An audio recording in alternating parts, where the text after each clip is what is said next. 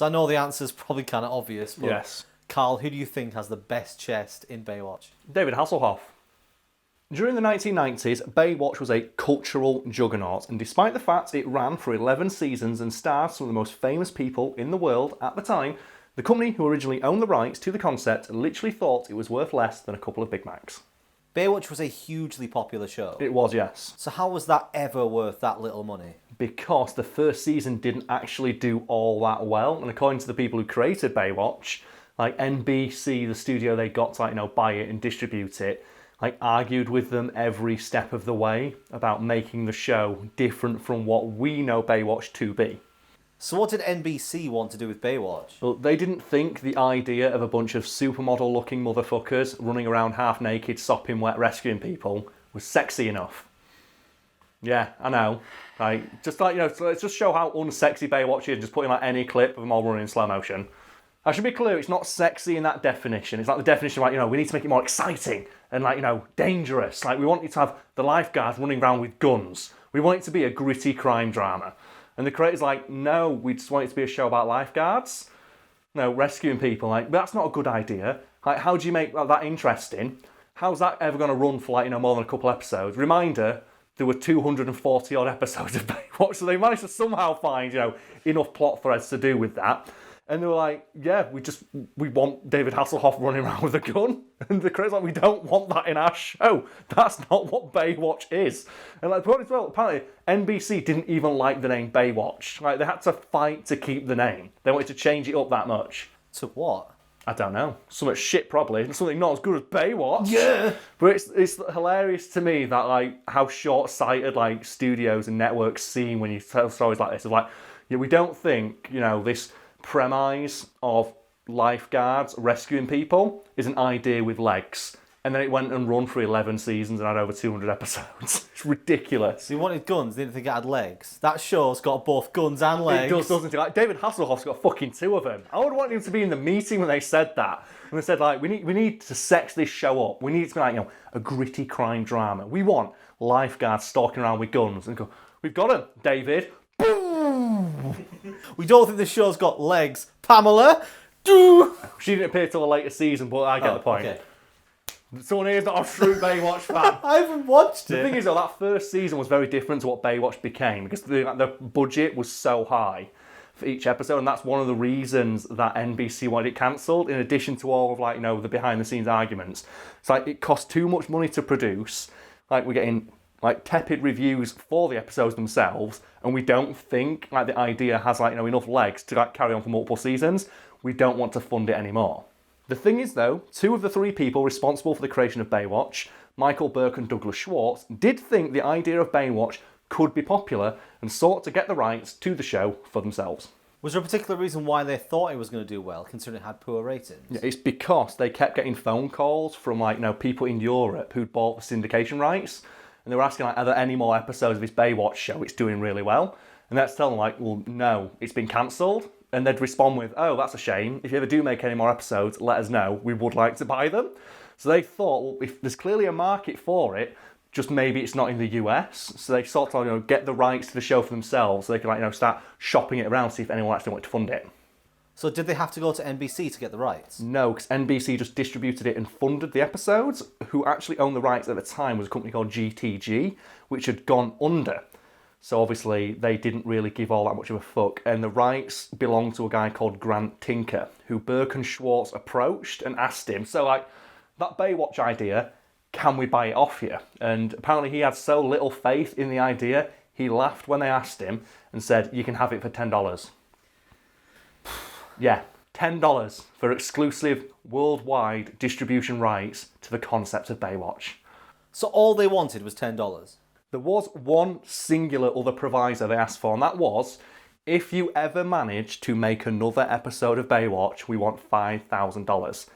And the deal was, every subsequent episode you make after that, we want another $5,000, which sounds like a lot of money, because it is, but it's not a lot of money considering how much an episode of Baywatch cost to produce and how much they made in syndication rights and all that bullshit. $5,000 was basically that's chump change, the amount of money they were making per episode, selling it all over Europe, and then back in America when it became popular again. So what happened after they got the rights to Baywatch? They put the word out they were accepting offers for syndication for new episodes of Baywatch. And then what happened? A German company offered them $400,000 per episode.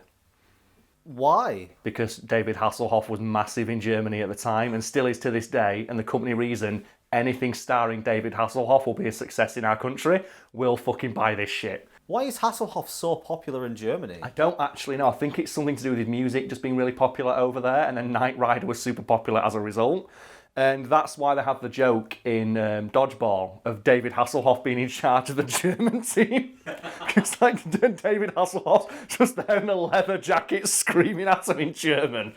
Oh. $400,000 an episode sounds like a lot of money, but Baywatch cost a lot of money to produce, so the pair still need a bit more, and they managed to secure extra funding from the British broadcaster ITV, and they had a proviso that we'll do this on the condition that you make the show family friendly and take out there's no violence against women and children, no guns, that sort of thing, which was ideal because that's the show they wanted to make.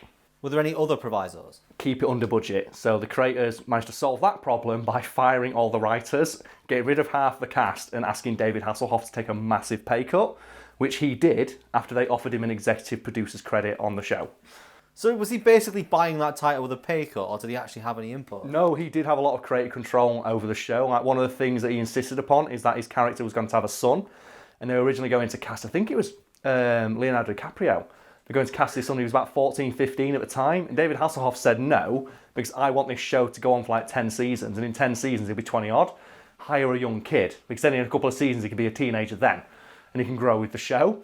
And there's even this great rumour, this story that's percolated through the industry, whispered by interns and that sort of thing, that David Hasselhoff almost got Pamela Anderson, taken off the show before she was even hired, because he walked in and saw her, noticed how massive her breasts were, and immediately stormed off going, "This is a family show," and refused to let her be cast. And according to him, it's no, I always wanted to be on the show, after I saw her in costume. And you know what, I'm inclined to believe that, because hot damn, that's a good costume. But We can all empathise with him, can't but we? the idea that he was the gargantuan nature of these breasts made him just uncomfortable. He couldn't handle the size of these breasts. It's children will not be able to comprehend these breasts. They are beyond comprehension for the mind of a child. We need to protect them. It reminds me a lot of have you ever seen that really badly edited stuff that they do in Arab countries, where if women are wearing bikinis and they literally use Microsoft Paint to just paint fucking clothes on them? I'm not kidding. You better find it. It's people can't handle cleavage. They just paint the fucking cleavage off and stuff like that. It's a fucking pair of tits. Half the population's got one. It's not a big deal. But apparently it was with Pamela Anderson though, because her costume, her tits were so massive that she had a lot of side boobs showing, because the costume literally didn't fit properly. And there was really big concerns that ITV might have an issue with that. And so obviously, but British TV doesn't care about sex and stuff, so they got away with it in that regard. And then obviously the other places who were buying it were Germany. And given what I know about European culture, I don't think they care that there's a woman with huge knockers running about. I love how it went from we're concerned that her breasts are too large to let's have her running in slow motion to accentuate the bouncing. While she's just sopping wet. It went from this is a family show to how do we make the breasts look even sexier. It's they went from storming off we can't have her in that costume too. Fuck him, just make her sprint. I'm surprised they didn't go to the effort of just just smacking her with a wiffle bat or some shit before a take. It's ridiculous. Oh god. Just the fact that David Hasselhoff was just worried kids will not be able to comprehend just the enormity of these breasts. No, we both know what it was. It was that he wanted his chest to be the only mighty that chest. That is a rumour that's gone around. One of the alleged reason that he didn't want Pamela Anderson being cast is that he didn't want focus being taken away from him by her breasts. He didn't want his shine being blocked by his giant boobs. And then he changed his mind after he saw her in costume and was hot damn, I don't mind standing next to that for 6 hours a day. The SpongeBob movie would have been very different if it had been Pamela Anderson replicated, wouldn't it? She would be in the back. If they did that, she would be in the backstroke. But to close off, Burke and Schwartz did manage to secure enough funding to get a second season of Baywatch made, which immediately went into syndication all over the world, eventually making it one of the most popular shows on television in the 90s. And they did all that because they bought it for $10 fucking.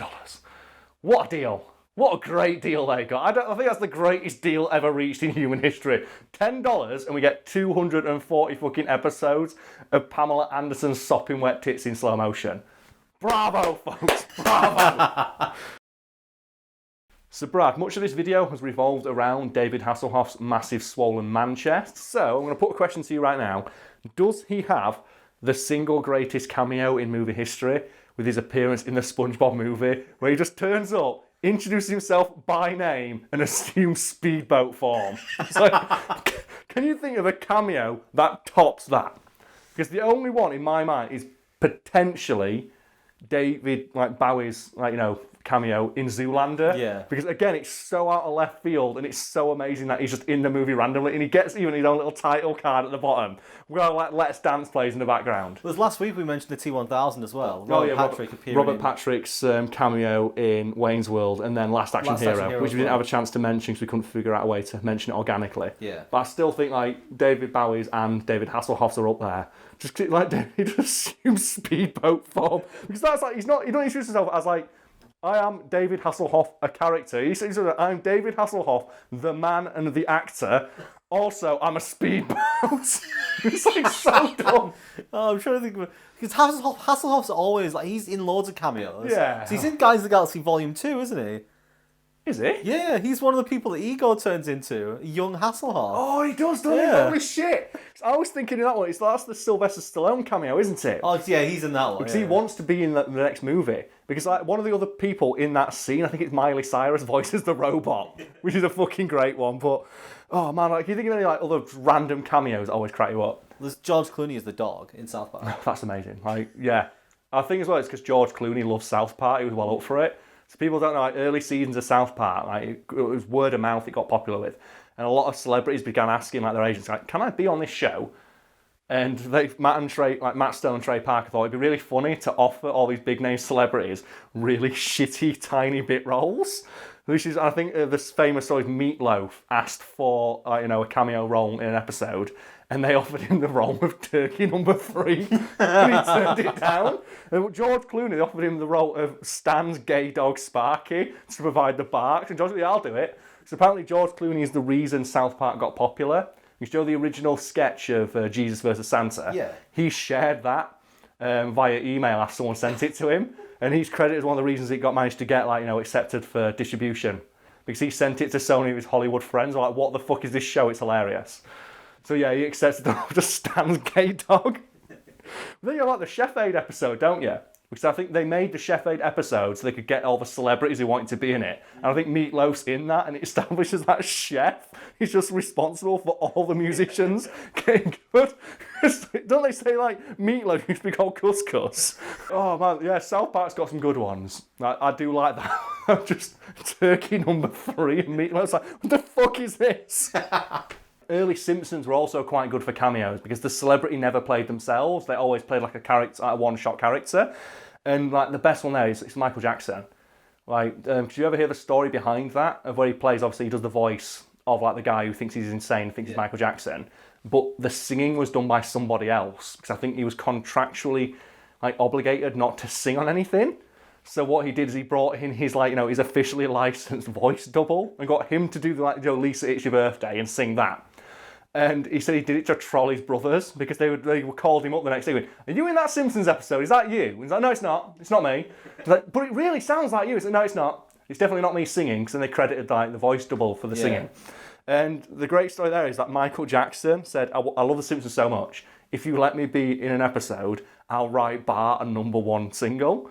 So he wrote Do the Bartman. And Michael Jackson wrote Do the Bartman, and it actually made it into the charts. Oh, wow. So he wrote him a #1 single for his cameo.